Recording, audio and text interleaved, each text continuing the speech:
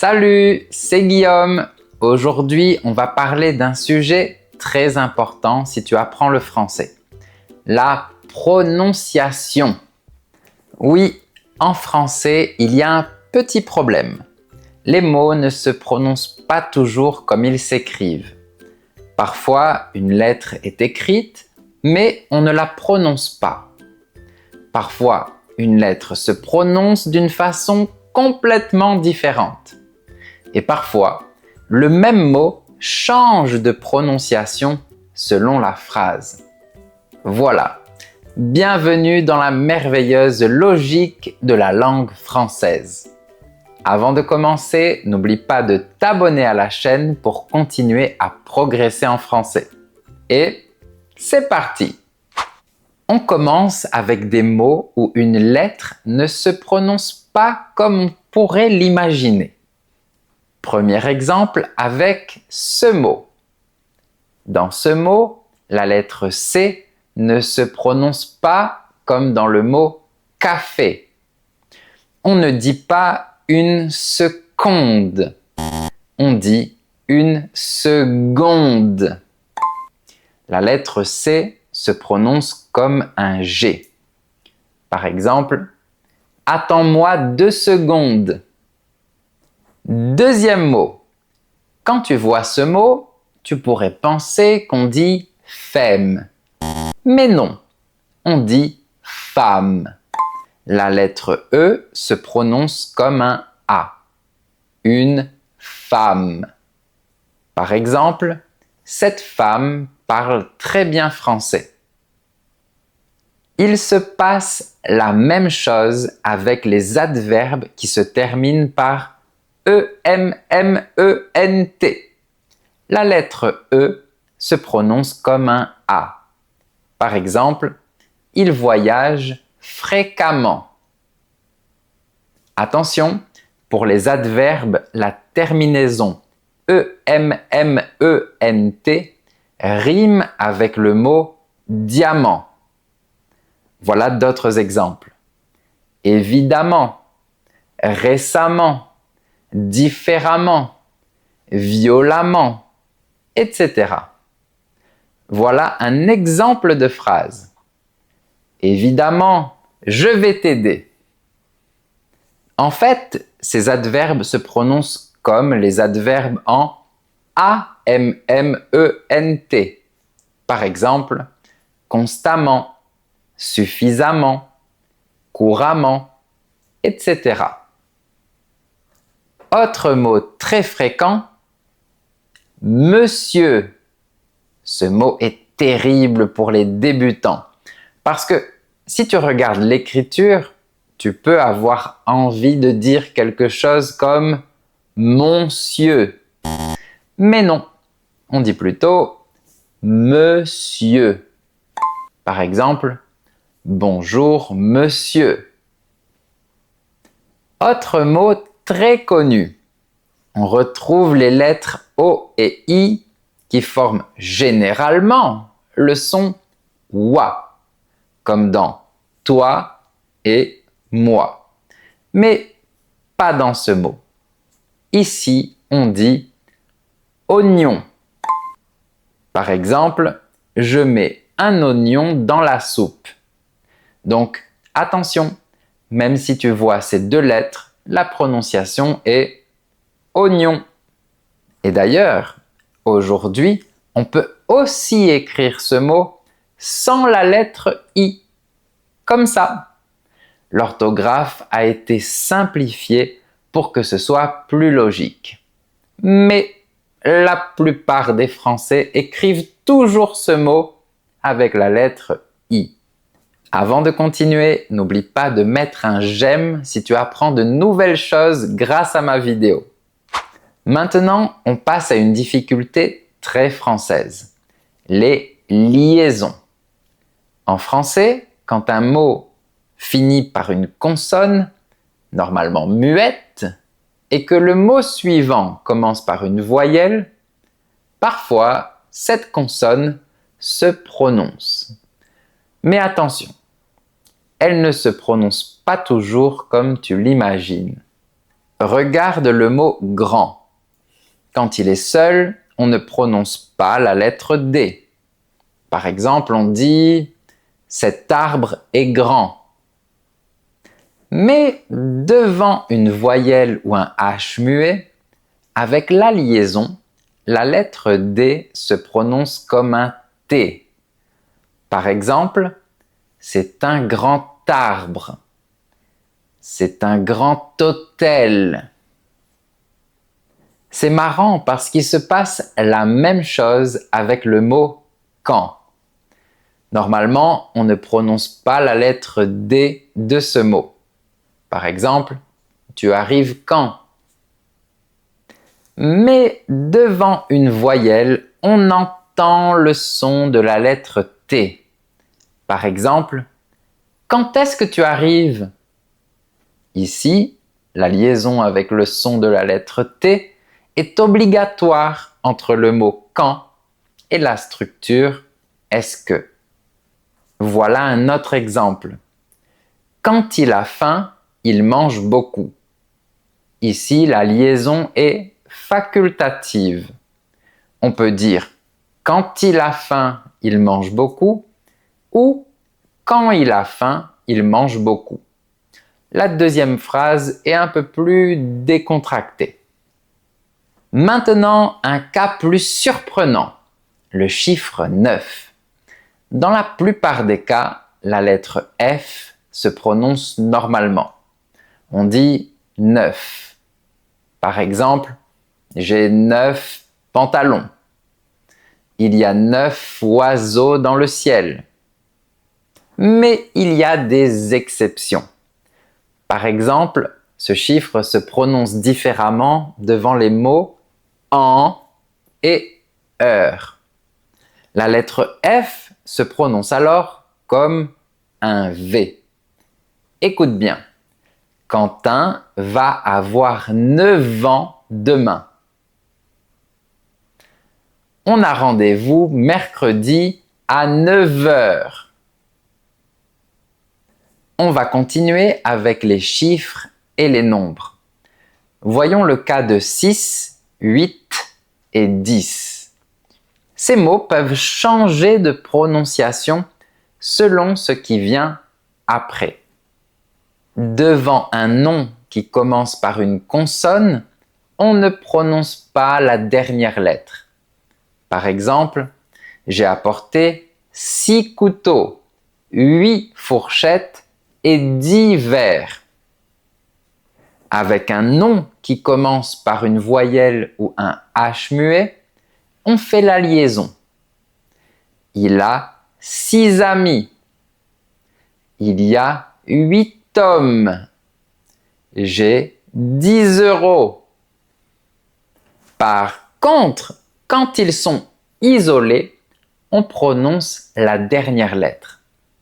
Le numéro de ton appartement, c'est le 6, le 8 ou le 10? Oui, je suis désolé pour tout ça. C'est à cause du créateur de la langue française qui a voulu tout compliquer. Avant de continuer, n'oublie pas que si tu as des difficultés en français et que tu sens que tu ne progresses pas comme tu voudrais, j'ai la solution pour toi. Si tu veux apprendre ou réviser le français du niveau A1 au niveau B2, j'ai une méthode en ligne qui s'appelle le français clair avec Guillaume. Tout est clair et organisé avec des vidéos, des PDF et des exercices corrigés pour progresser à ton rythme. Toutes les informations sur ma méthode se trouvent sur mon site professeurfrançais.com. Ça va énormément t'aider dans ton apprentissage. Maintenant, on va voir des mots qui changent de prononciation selon le sens ou selon la phrase. Le mot plus est un excellent exemple parce qu'il peut se prononcer de plusieurs façons. Regarde cette phrase. Je n'en veux plus. Ici, ça veut dire je ne veux plus de cette chose. Dans ce cas, on prononce plus. parce que c'est une négation. Je n'en veux plus. Mais dans cette phrase, on dit « j'en veux plus ». Ici, le sens est différent. On veut augmenter. Dans ce cas, on prononce « plus ». J'en veux plus. Fais bien attention parce que, généralement, à l'oral, dans une phrase négative, on retire le mot « ne ».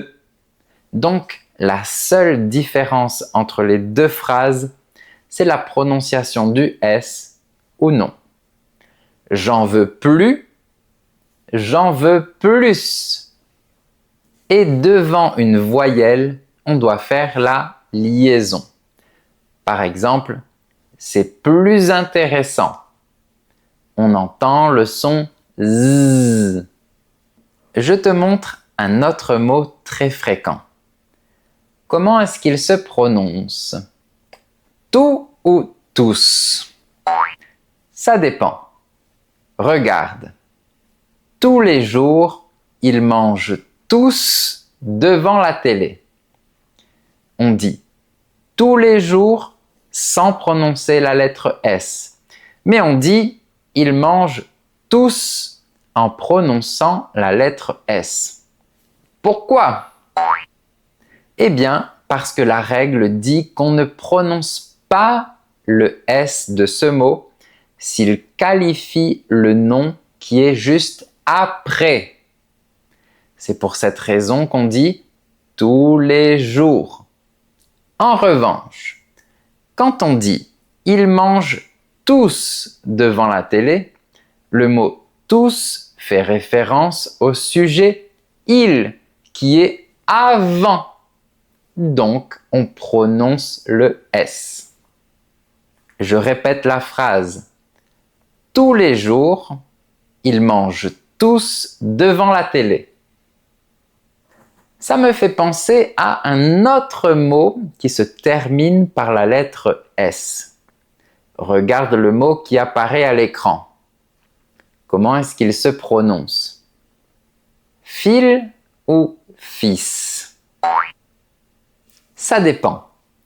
Regarde, si je dis « mes fils sont sur la table », je parle de la matière textile, du tissu.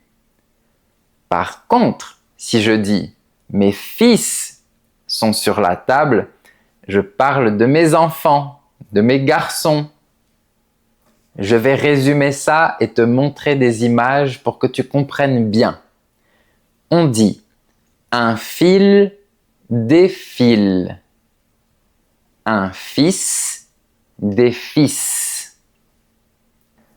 Pire encore, si on prend le mot os, ici au singulier, on prononce le S. Par exemple, le chien adore son os. Mais au pluriel, le S disparaît de la prononciation. On dira le chien adore ses os. Et ce n'est pas seulement la lettre S qui pose problème. Si on prend le mot œuf, au singulier, on prononce le F. On dira « je casse un œuf pour faire des crêpes ». Mais au pluriel, on dira « je casse des œufs pour faire des crêpes ». On ne prononce pas la lettre F ni la lettre S. On dit un œuf, mais des œufs. Pourquoi est-ce que les Français adorent compliquer les choses comme ça? Mais il y a encore d'autres bizarreries dans la langue française. On peut revenir sur la lettre S à la fin des mots. Généralement, on ne la prononce pas. Par exemple, on dit « j'ai un cours de français ». Cependant, on dit « j'ai vu un ours ». Pourquoi?